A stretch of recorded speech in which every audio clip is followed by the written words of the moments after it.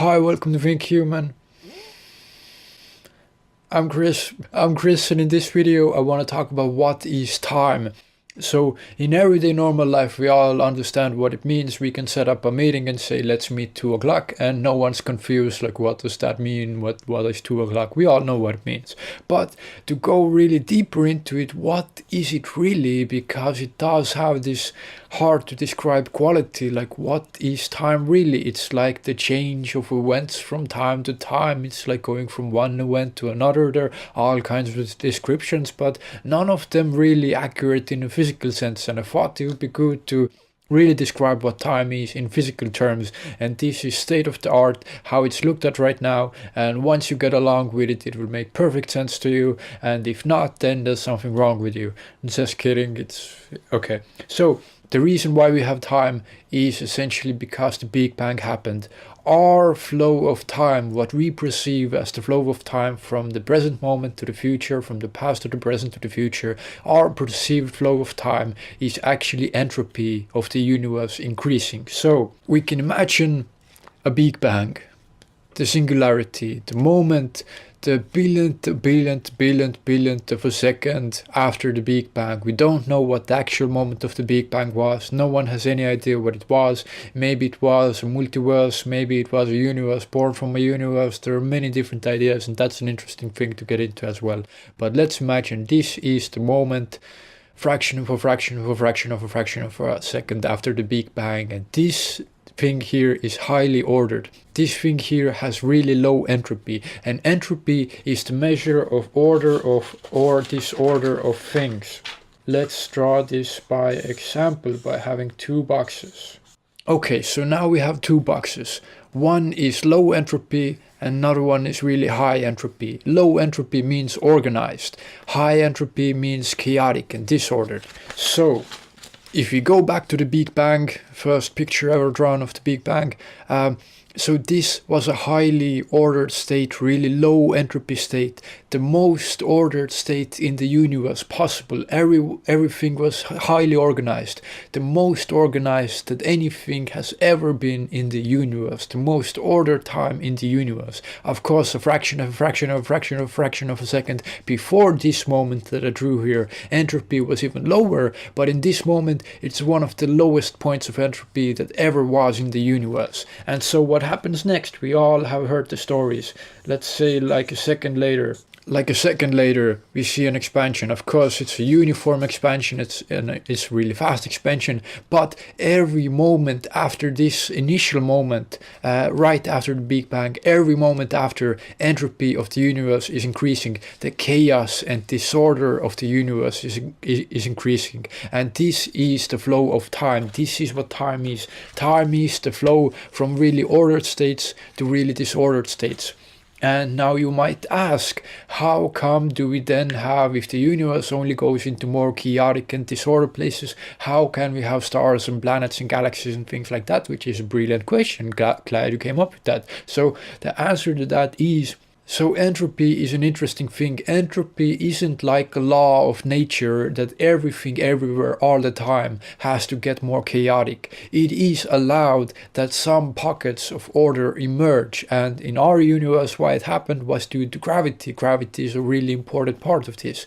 So at first it was really low entropy state, and the universe was uniformly filled with elementary particles. It cooled down a little bit so the simplest atom could form. At the first moments after the Big Bang, the universe was totally opaque. It was full of light. You couldn't see through it. Only after that, when the heat started to dissipate and atoms started to form, you actually could see through the universe. And this actual hotness of the early universe is what we see as the cosmic microwave background. This is the light, the energy that has been traveling since the birth of the universe, which we can now see. And as you notice on this interesting picture is that there are hotter spots and colder spots. And the difference between the hottest and the coldest places is 1/100,000th of a degree. in temperature. So really small difference, but this is a difference that can be measured. And why this difference is because at the very earliest moments of the universe, the vacuum of the universe, if you go deep down into the fundamental scales of what space itself is, space and vacuum is not empty. There is something called the quantum foam. So there are virtual particles popping in and out of existence all the time. If you could zoom in more and more into the fabric of the very universe, you would see kind of bubbling foam of just particles appearing and disappearing. And this cosmic microwave background that we see, this is this microscopic, smaller than microscopic, the very fabric, the smallest, tiniest fabric of the universe, stretched all across billions and billions of light years. So that, I think, is fascinating. That what we see as the cosmic microwave background is incredible enlargement of something incredibly tiny, smaller than the smallest thing we could ever measure. So that, I think, is fascinating. So what were we talking about? Why planets? So it's possible to have isolated pockets of order, and this is absolutely normal, and this is because of gravity. We get galaxies and planets and stars and things like that, but stars themselves, while they're burning, are actually making the universe into a state of higher entropy. Everything that's actually going on at the end of the day is increasing the entropy of the universe. So whatever happens, even if planets form and stars form and things like that, even if all that happens, the whole entropy of the universe, the chaotic, the disorganized nature of the universe is still always increasing.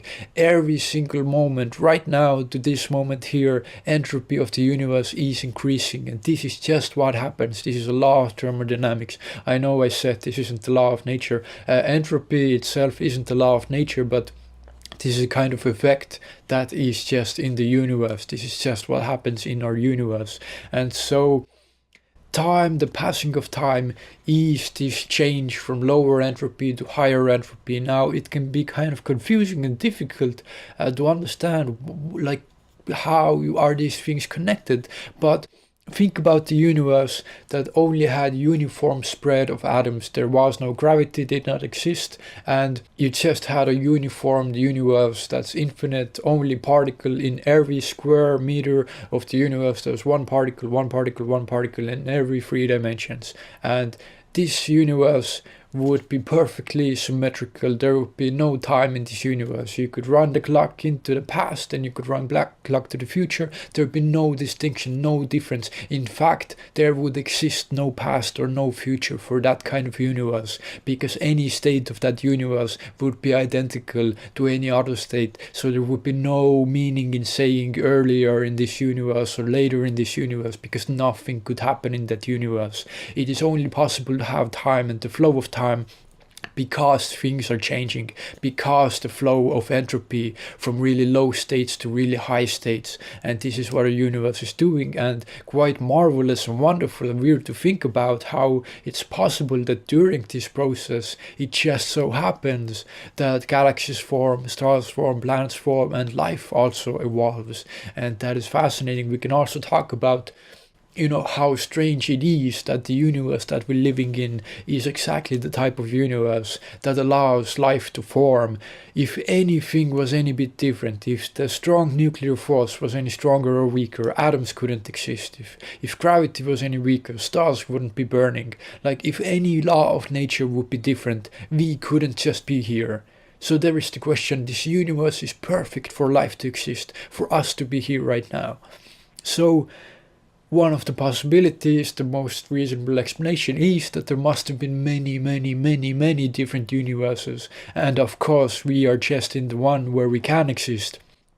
We can't exist in the universe where we couldn't exist and think about how we can't exist there. We can only, witness a universe where we actually can exist. So for every universe, for our universe where life can exist and evolve, there are probably infinite amount of universes where nothing can happen, where there is just a soup of a universe where nothing happens. A universe only filled with electrons. There are infinite number of those, but also infinite numbers of ones where life can evolve and where time exists and things can happen. Life and for conscious beings to arise and to think about how freaking weird this all is. And I think that is amazing. So I hope this was at least some kind of thoughts to ask the nature of time in the physical sense, what time really means. It is the flow of entropy, that the universe can change from a state of highly ordered into highly disordered. So it's always what happens. And to show you that entropy always increases, what is more likely for you? If you go into a room, let's say these are air molecules in a room, what is more likely for you to find? This is more likely for you to find.